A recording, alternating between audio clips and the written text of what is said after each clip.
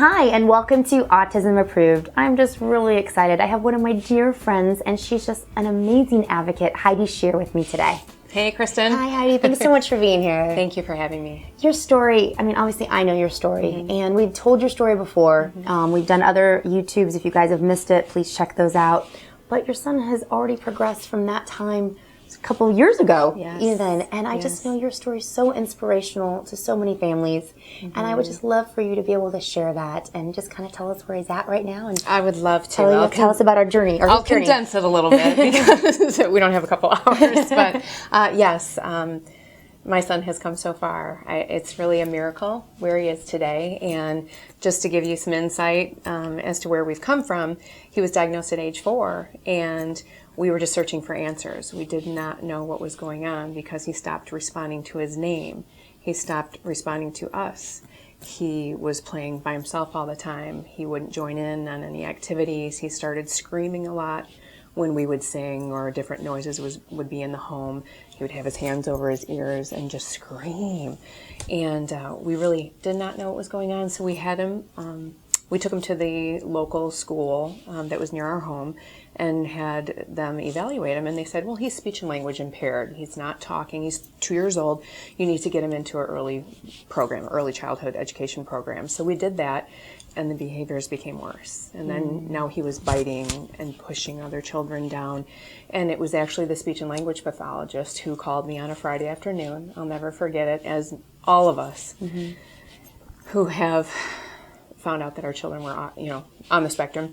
We'll never forget the moment that it happened. So it was a Friday afternoon. She called me and she said, Mrs. Scheer, I just need to tell you that Gannon's exhibiting some signs of being on the spectrum. We're having a lot of issues with his behavior, and, we think you should have him evaluated. So sure enough, he was diagnosed shortly after that. And I got on the internet and I just started to research because I knew that there was hope. I just knew in my heart that there was hope. And even though the doctor said he may never speak a sentence, he may never tell you that he loves you, I knew inside that he would someday. And some people say it's denial. I don't believe it's denial. I accepted his diagnosis, and we all, my entire family, we love him unconditionally. However, I knew there was a way to get him help. And people sometimes confuse that. Yeah. There's no such thing as false hope. And you can always want the best for your child, regardless if they're neurotypical or on a spectrum or whatever the label is. Exactly. You always want the best for whatever that is for your child. And you can accept them and still want to help them to be better. We all want to be better, regardless of what we're struggling with. And everyone has struggles. So I researched a lot, and what I found was diet was huge. And I thought, well, this is something I can do right now, while I'm waiting to get some answers from some professionals. So I cleaned out the pantry. This was Friday night on the computer for 3 days straight, and by Monday everything was out because I thought, we need to do this as a family. I don't want to isolate Gannon. I don't want him to feel, like he's different than his brother and sister. We all need to do this. And we need to do it 100% because that's one thing that I had read about. The biggest problem with parents who choose to try a diet, sometimes they don't do it 100% and it won't work. So started reading labels, educated myself in the grocery store what to buy and what not to buy, and just switched some foods out around the home. And, it's our lifestyle now. It's easy. It was a little bit of a struggle then. And that's one thing parents tend to give up on it too quickly. Oh, I can't do it because either my husband or my other children or the school or, I called the school and I said, he's only allowed to eat what I send for him. I also educated his classmates. I went in and wrote him I read them a book, and it was all about children that had special diets. And, there's certain things that make him feel really sick. That's why while I'm bringing him a birthday snack to have while you guys are all having something else, I'll give him something that he can feel good about eating, and he's not going to get sick later. So I found out that educating classmates was really important for diet and behaviors and a lot of things. So we were fortunate that within 3 weeks we saw results, which was just miraculous because I was told you have to do it at least 3 months, which that's just the bare minimum. Like 6 to 9 months. Right, exactly, or a year, up to a year. So we were lucky, and I'll never forget it. As parents of children with autism, we just want to hear our children speak and tell us that they love us. That's what we want. I mean, what parent doesn't want that? And of course, I was telling him all the time, just, I love you, Gannon, and I would never get a reaction. I would never get even a head turn or anything. And we were down on the floor playing, and it was 3 weeks to the day that I had removed all gluten. And I said, I love you, Gannon. And he looked up at me, and I'll never forget it. It was like he was moving in slow motion. And it was as if he was hearing me for the very first time. And he was 4 years old. And he said, I love you too, Mommy. Aww. His first sentence. And I'll never forget that as long as I live. And I thought, this is worth it. We're on the right road. I'm not going to give up because we've had this progress right here.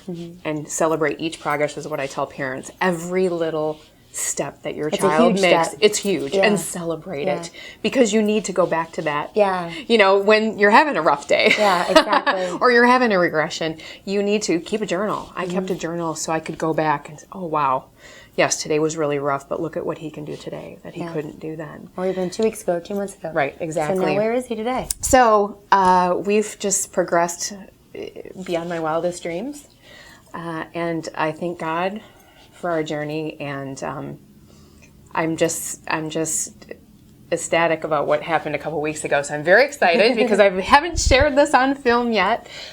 He graduated from special ed a few years ago, which was amazing for us, miraculous. And that's really amazing. Yes, and because he was in a self-contained classroom for years and years and years, and academics weren't even a part of his IEP because he was all behavioral. We just had to get him to get through the day without biting somebody or throwing a chair. And so not only did he graduate and he's in general ed, education in middle school, but this year, two great things actually. This year he decided to run for student council. Oh, that's awesome. And it's emotional. And our little boy that wasn't supposed to be able to speak, he presented a speech for 600 children in his middle school, and he was elected student council representative for the 7th grade. Oh, that's wonderful. And what was miraculous is that we didn't prepare him for it. He just decided to do it when he was at school, and he was going up against other children that had prepared speeches, and he did an impromptu speech, and he was elected representative. So that's really a miracle, and a testimony for what you and your husband and your whole family exactly surrounded him with positive thinking and believing in him, and never not believing he couldn't do something. Never giving up. Yes, you set him up for success, not failure. And always looking for more.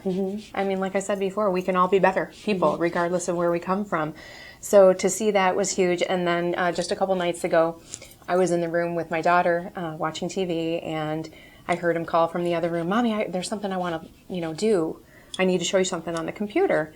And I said, okay, I'm watching a movie. When we get done, we'll take a look at it. And about 20 minutes later, Mom, I really want to show you this. This is really something I want to do. I said, come on in here. So he brought the laptop with him, and he opened it up, and there was a page for assembling boxes for children in third world countries that don't have anything. And it was about giving them a Christmas. And he said, I really want to do this, Mom. Can I do this?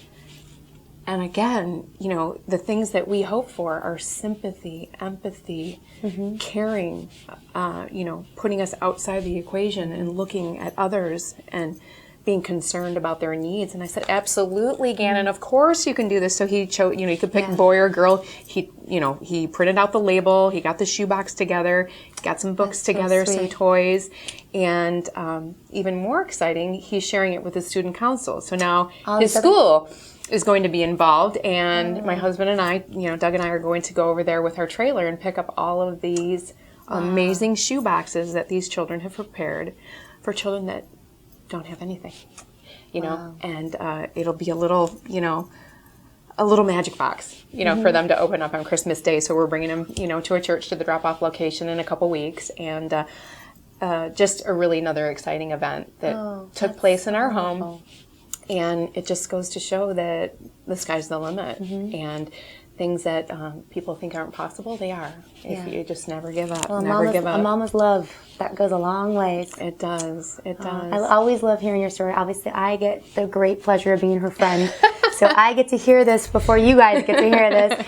But it's just, it warms my heart. It helps all of us and reminds all of us not to ever give up. And really the bottom line is you have a wonderful relationship with your son now in a totally different way that the therapists and the doctors and everybody else at first maybe thought wasn't possible. Right. And so I love hearing that. And it's like, go Gannon, yay! Yes, it's amazing. And if people want to hear more about your story, is there a way for them to keep connected with you?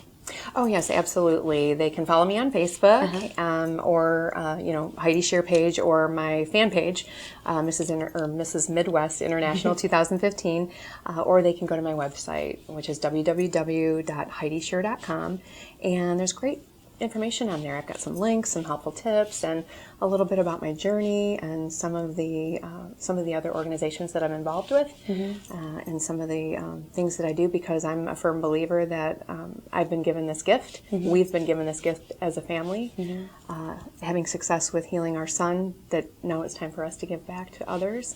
And so we do that in many, many ways. So that's, all that information is available on HeidiScheer.com. Wonderful. So, thank you so much for giving us this time. You're so welcome. I always love Thank talking you with for you. having me.